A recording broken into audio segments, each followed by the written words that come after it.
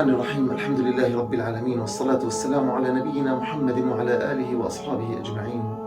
يقول الله تبارك وتعالى: شهر رمضان الذي أنزل فيه القرآن هدى للناس وبينات من الهدى والفرقان. نحن في شهر رمضان في روضة فواحة بالفضائل والعبادات المتنوعة، وعلى رأس هذه العبادات قراءة القرآن الكريم. أيها الصائمون، إن قراءة القرآن الكريم عبادة عظيمة لها آداب حسنة يستحب للقارئ أن يتمسك بها لكي يكمل أجره ويتم انتفاعه. ومن تلك الآداب إخلاص النية في القراءة والتمهل فيها طلبا لرضوان الله لا طالبا لحظوظ الدنيا.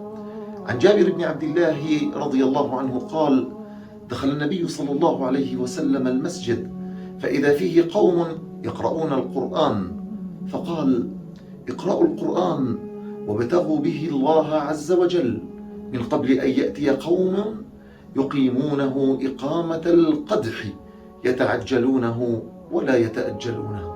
والمعنى أيها الأحبة: اقرأوا القرآن لله تبارك وتعالى قبل أن يأتي قوم يسرعون في تلاوته كإسراع السهم إذا خرج من القوس، يطلبون بقراءته عرض الدنيا وأعراضها ولا يريدون به جزاء الآخرة. فالقرآن يا عباد الله، حافظوا على تلاوته وتدبره وتحكيمه والعمل به، وأكثروا من قراءته هذه الأيام، فإنها أيام فاضلة وموسم خير فسيح.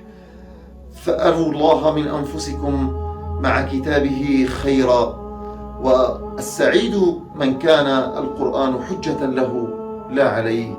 رزقني الله وإياكم الإقبال على كتابه والعمل بما فيه وجعله حجة لنا لا علينا، إنه ولي ذلك والقادر عليه، والحمد لله رب العالمين.